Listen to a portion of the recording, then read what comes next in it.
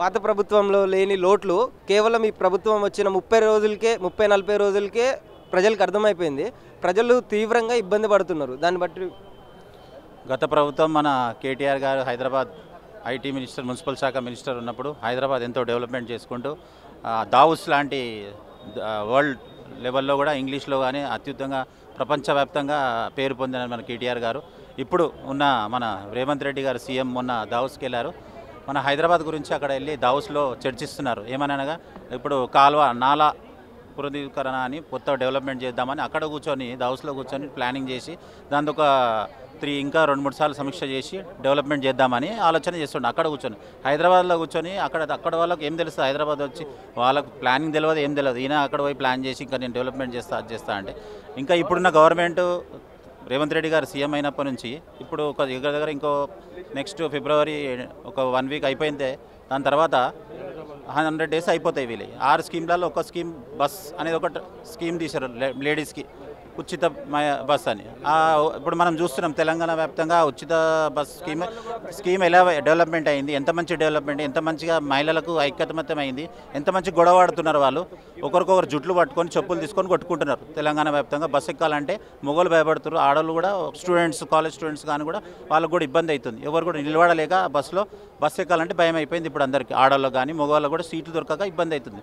ఇప్పుడే హైకోర్టులో కూడా కేసు వేసారు వేరే వాళ్ళు కూడా ఈ యొక్క ప్రభుత్వం బస్ ఫ్రీ అనేది రద్దు చేసేయాలి, ఇది స్కీమ్ బాగాలేదని. వచ్చిన 6 స్కీమ్లలో ఒక స్కీమ్ పోయింది, ఫ్లాప్. ఇంకా ఉన్నాయి ఆరోగ్యశ్రీ అని చెప్పి 10 లక్షలు, అది ఇంకా ఇంప్లిమెంట్ కాలేదు. ఇంకా వేరే 2-3 ఉన్నాయి. మహిళలకు ఇస్తాను 2,500 రూపాయలు, అది లేదు. పింఛన్ అది ఇప్పటివరకు నామమాత్రం లేదు. ఇంకేమున్నాయి, డబుల్ బెడ్రూమ్ అని అదొకటి స్కీమ్, ఇల్లు లేని వాళ్ళకు కట్టిస్తాం. మనకు ఉద్యమంకారులకు 250 గజాలు ఇచ్చి అవన్నీ ఏది కూడా అసలు ప్రొటగండా లేదు. మాటలు చెప్పి ప్రభుత్వం రావాలనే ఆ ఉద్దేశంతో వాళ్ళు రేవంత్ రెడ్డి ప్రభుత్వం వచ్చింది, కాంగ్రెస్ ప్రభుత్వం. అంతే తప్పించి ఏదో అధికార దాహంతోనే వాళ్ళు ముందుకు వచ్చారు. కానీ పబ్లిక్ తెలంగాణ మాటనే లేదు అసెంబ్లీలో ఇప్పటివరకు. జై తెలంగాణ అనే మాట లేదు, ప్రమాణ స్వీకారంలో లేదు. ఏడా కూడా రేవంత్ రెడ్డి గారు ఎలాంటి తెలంగాణ మాటనే తీసుకురాలేదు. జై కాంగ్రెస్, జై సోనియమ్మ, జై ఇదే మాట మాట్లాడారు. కానీ జై తెలంగాణ అనేది ఎక్కడ కూడా వాళ్ళు ప్రభుత్వం వాళ్ళు ఉన్న మినిస్టర్లు గారు ఇప్పటిదాకా జై తెలంగాణ అదే లేదు. ఎందుకంటే మనం తెలంగాణలో ఉండి తెలంగాణలో అది చేసుకుంటా అధికారం సాధించి తెలంగాణ వాళ్ళకే మనకు గుర్తించలేరు వాళ్ళు. ఇప్పుడు రేపు ప్రతిదానికి కూడా చెలో ఢిల్లీ అని ఢిల్లీకే పోయి ఢిల్లీ నుంచే చిన్న ఎమ్మెల్సీ కానీ ఏదైనా కానీ ఎలక్షన్ దాని ఒకటి అది చేయాలంటే ఢిల్లీకి వెళ్ళిపోతాడు. ఇప్పటికీ రేవంత్ రెడ్డి ఎన్నిసార్లు వెళ్ళారు ఢిల్లీకి?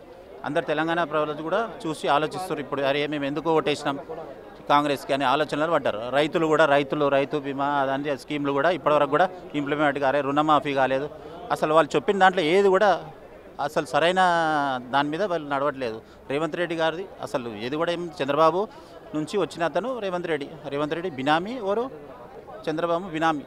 ఆయన ఏంటంటే జస్ట్ ఒక చేసుకుని పోదాం అనుకోలేదు అసలు. కళలో కూడా నేను గెలుస్తాను అనుకోని సడన్లీ అనుకొని గెలిచిండు, సీఎం అయ్యాడు. ఇప్పుడు ఆయన వెనుకనే వేరే వాళ్ళు కూడా గుంజుతారు, ఆయన కింద ఉన్న వాళ్ళు కూడా.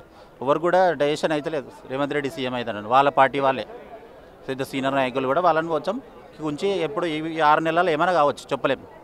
మన కేసీఆర్ గారు ప్రవేశపెట్టారు ఇంతకుముందు, మన మాజీ ముఖ్యమంత్రి కేసీఆర్ గారి ఆధ్వర్యంలో దళిత బంధు ఒక స్కీమ్, మహోన్నత స్కీమ్. దళితులకు 10 లక్షల రూపాయలు అంటే ఆర్థికంగా వాళ్ళకు వెనుదొక్కుంటా ఈ యొక్క స్కీమ్ అందరికీ ట్రాక్టర్ కానీ ఊర్లలో ప్రతి ఒక్క కారు తీసుకొని ఏదో ఒక ఉపాధి వాళ్ళకు చాలా మంచిగా నడిచింది స్కీమ్. 100 మందికి ఇచ్చుకుంటూ వచ్చారు. ఇప్పుడు దాని తర్వాత 11 మందికి ఇస్తామని చెప్పి కేసీఆర్ గారు ఇంప్లిమెంట్ చేశారు. అది అయితే 11 మందికి కలెక్టరేట్కి వాళ్ళ ఉన్న లోకల్ ఎమ్మెల్యేకి కూడా ఇచ్చుకుంటే వాళ్ళు ప్రపోజల్ పెట్టారు.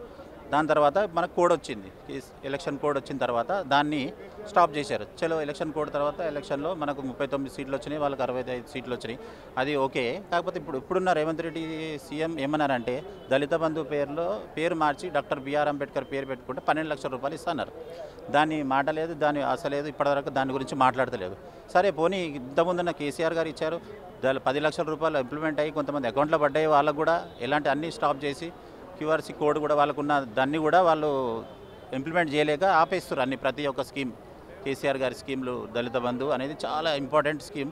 ఎందుకంటే చిన్న గరీబ్ దళితులు ఒక్కొక్క స్కీమ్తో వాళ్ళు ఎంతో ఆర్థికంగా ఎదుర్కొంటా కాలర్ వేసుకొని మన కాలర్ ఎగరేసి చెప్పగలుగుతాం, అరే మేము దళితులకు నాకు ఒక స్కీమ్ వచ్చింది, నేను కూడా నా కాళ్ళ మీద బతికే అంత స్తోమత తీసుకొచ్చారు కేసీఆర్ గారు. ఇప్పుడున్న ప్రభుత్వం 12 లక్షల రూపాయలు ఇస్తా అనేది ఇప్పుడున్న దళిత బంధు 10 లక్షలు కూడా ఇంప్లిమెంట్ చేయట్లేదు. దాన్ని దృష్టిలో పెట్టుకొని ఇప్పుడున్న రేవంత్ రెడ్డి సీఎం గారు వారి యొక్క దళిత ఎవరైతే మినిస్టర్ ఉన్నారో ఇప్పుడున్న వాళ్ళు ఒక ప్రభుత్వాన్ని డిమాండ్ చేస్తున్న ఏమనగా దీని మీద ఏదో ఒక స్పందించి దళిత బంధు స్కీమ్ పేరు చేంజ్ చేస్తారా, లేకపోతే దాన్ని కంటిన్యూ చేస్తారా, పాత స్కీమ్ 11,000 మందికి ఇస్తారా, లేకపోతే 12 లక్షలు మీరు ఒకటి ఈ స్కీమ్ని మీరు ఫార్వర్డ్ చేసి దీన్ని ఒకటి ముందుకు తీసుకొస్తారా అంబేద్కర్ పేరు మీద, ఇది ఒకటి క్లారిటీ తెలంగాణ ప్రభుత్వం ఇవ్వాలని కోరుతున్నాను. జై తెలంగాణ, జై కేసీఆర్, జై కేటీఆర్.